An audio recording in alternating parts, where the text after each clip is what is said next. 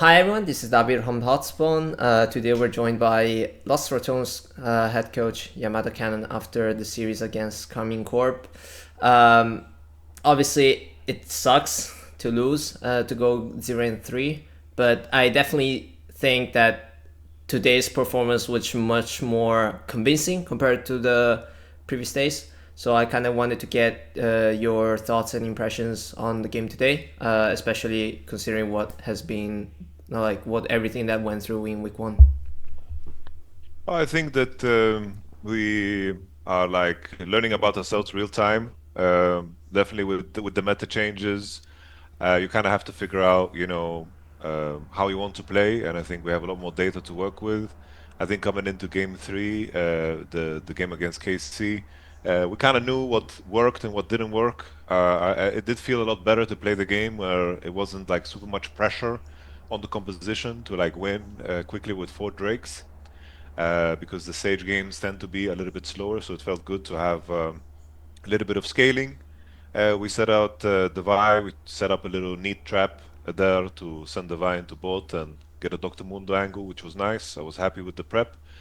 In the fights, I think this game was like really winning for us. The entire game, I felt like we just got kind of out executed in the fights. I think we needed to use our Bard ult way more. We needed to, chain our spells a little bit more and actually punish them. We just didn't have flash, and we didn't manage to do that. But I do agree. We qualified really deep into this game, and we showed some fight and some grit and improvement. What do you think? Because I feel like compared to the two games from the two like the days before, today's stuff like if you want to fix it, it's kind of hard to do because it's like it's very small stuff, small details. Like Kadra was also saying on stream that it's like small details. Um, can you kind of walk me through how like within the team do you usually try to fix these kind of things? I think the main thing that you can do is like the best draft is not the one that is like by some super AI, supercomputer predicting what are the best champions, whatever. It's more about picking the champions that are going to highlight your strengths and hide your weaknesses at the same time. And I think those are the adjustments that you can make. I try to make sure that my feedback between the games is very tight and applicable, meaning like, for example, we needed to make sure that we open through mid and make sure that we contest the vision because every other support is doing so. We noticed that the jungle proximity to top lane was almost non-existent. So those adjustments that give them something easy to attach to, because if I start saying this is not really going to help. So you kind of just want to give wisdom that they can lean onto in the game, because in the end, if you tell them 15 things, they're not going to remember a single thing at all. So we try to keep it short and sweet and adjust the draft to fit, how the save matches go.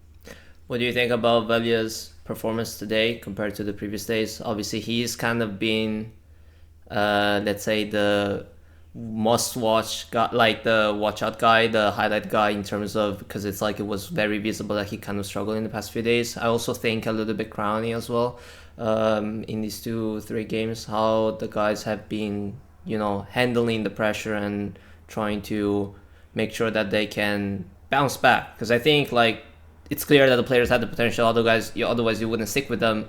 Um, I think this is kind of like now the stress test for them because like probably they didn't really get as much pressure or they weren't really pushed to the limits in the ERLs, but now they're being done. They're being done that in the LEC. How do you think you're planning on, trying to give them back some confidence and form? I think that Velia did very well today. I think that he did a very good clear. I think that he recognized that he had to pressure the second crab spawn, which is very crucial, especially in that timing because it gives you the upgraded smite if you clear too fast, because the cookie that gives you the upgraded smite spawns at 5:30, and he had a very good read on the enemy red spawning, and he found a massive advantage in the jungle. It's very punishing if you do. I do think that this game he played with poise. He had very good comms. I think that his synergy with Nemesis is also something that was showing. because obviously that has been like a struggle point the entire previous year for them. And this meta is all about how you play together with your mid laner. Every mid laner needs to get the BDD treatment, just support jungle goes mid. And I think in this game they did a really good job of controlling things, and we really shut down the Azir. I don't think that he had any opportunities to pressure our Orianna. So I think that Velia did a fantastic job today. I think in terms of crowning, I think that we're kind of letting him down because ADC is a role that is the conditions of ADC is very determined by everything else, and I think that we don't do a good job of giving him appropriate fight conditions, and I think we don't do a good job of transferring our pressure to Crowny so he can actually push her on the wave. Especially in this game, like this Aphelios had no flash in many windows, and I think we could have punished him a little bit harder, and I think the game would have flowed a little bit better. So I think that Crowny, he just needs to keep patience, and all of the things will fall into place for sure. I want also kind of to hear your thoughts on like your perspective on the meta, because obviously people have saying that like ADC got a lot of attention in the new season with the seventh item. They're getting a lot of power in the roles, but it also feels like that in pro play, it's really hard to stand out as an ADC because like there's so many threats coming from so many roles consistently. Um, what do you think is like the not like winning formula, but one of the more successful formulas in this meta right now? I think currently the meta is do everything you can to get your mid laner ahead because he's either playing Azir, Orianna, Ryze, or Talia. And mid lane is the only role that you can actually pressure with ganks because Phallites are too easy to abuse. And at the same time, base timers are really easy to achieve. Like if you're playing a losing matchup bot, but let's say you pick Alistar, it's very easy to just base on a cannon wave and then go into bot. You don't end up in wave states that are completely soul crushing anymore. So if your support is free to move and he's stronger in the 3v3, the party always happens on mid. I think the best example for everybody is I think there was Genji versus KT, where at one point, like even Ruler just flashed with Varus at minute 10 onto enemy Talia to just burn his flash because everything just leads to mid lane. I think the sharper you are on those timers, the better. And then while this skirmish is happening on mid lane, you want to have an AD that kind of is self-sufficient. That's where we see a lot of Corki, Ezreal, Varus. Yunara is strong because she has push. And then while all of this is happening, the fight around mid, you have the top laners kind of duking it out. And sometimes if there's an advantage top, it's very overbearing, or sometimes in a lot of cases you just play Kisante Rumble and it's kind of chill. So that top lane thing is happening in the background.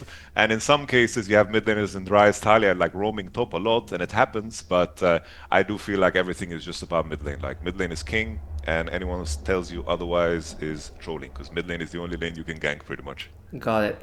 There was one additional question I wanted to ask you. In its coach comms, obviously, at least he's not using them right now, but we started seeing them in the LCP and LCK.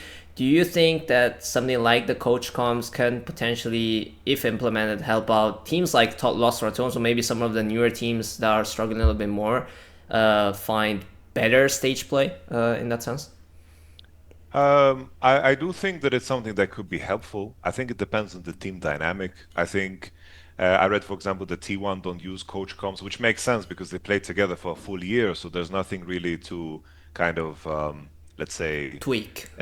tweak or save because all the comms are already there. It's rare that a coach is going to come in and say something that Faker probably didn't say already in the game. I think when you're coming up and your dynamic is new, I can imagine that you can use it as a tool to use it as reminders. I can imagine that the practice process also becomes a little bit more clean. But personally, I do think that anything that removes the the pro players from the experience that actual players have, the worse it is, in my opinion, because it's like if you're playing solo queue or you're playing flex queue, you don't have a coach that's going to tell you what to do always. So I think removing that experience makes it less relatable. even though probably we would have very funny coach comms at some point because we get to hear them, right? Like someone's gonna say something stupid, someone's gonna say something great to win the game. It kind of reminds me of how Formula One do it. How like the Ferrari engineers, just say dumb shit and the drivers get mad.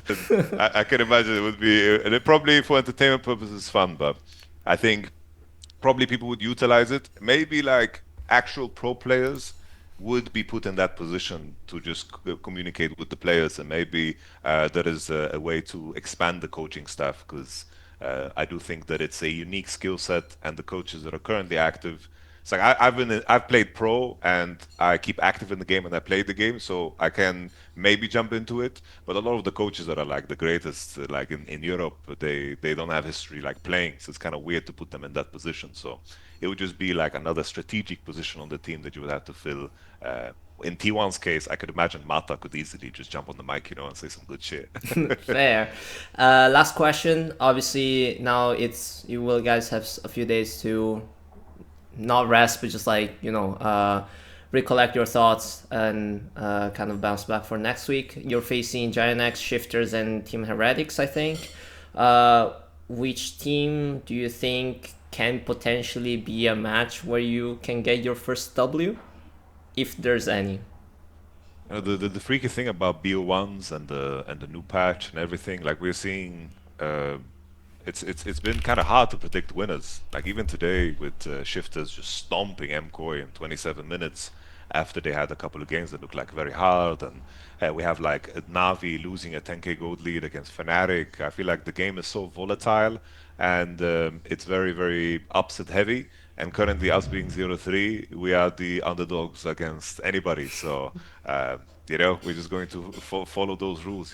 It's the year of the underdog, I feel like, and I do think looking at those three teams, they are all formidable. But I do think it's one of those weeks where we should be aiming to get 3 wins. I think that we are on the right path, and we just need to keep working and make sure that we are headstrong because it's easy to fall into despair when you start 0-3, and that's why this format is very ruthless. But I think that the boys are ready for what's to come.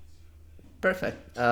Any last message you would like to leave to the Los Ratones fans who have been actually cheering quite heavily and strongly in the stands? We could hear that through the broadcast, and everyone who's watching online, of course. Yeah, I think the Los Ratones fans, like they greeted us coming into the venue. They were in the venue, also online. They are super, super supportive. I appreciate that super much, and I think it adds a layer of motivation for the players that they care about super much. And having that force behind you means the world to us. And we are trying our absolute best to make you proud. We are working super hard. Everyone's putting their absolute best effort, and hopefully we can make you proud. That's the main thing. Perfect. Thank you a lot, YamatoCannon. I really appreciate you for coming My here pleasure. and chatting with me. And hopefully, good luck with the coming matches. And Thank you. let's chat again in the coming weeks if you have the opportunity. Let's do it. Let's do Thank it. you. All right. Thank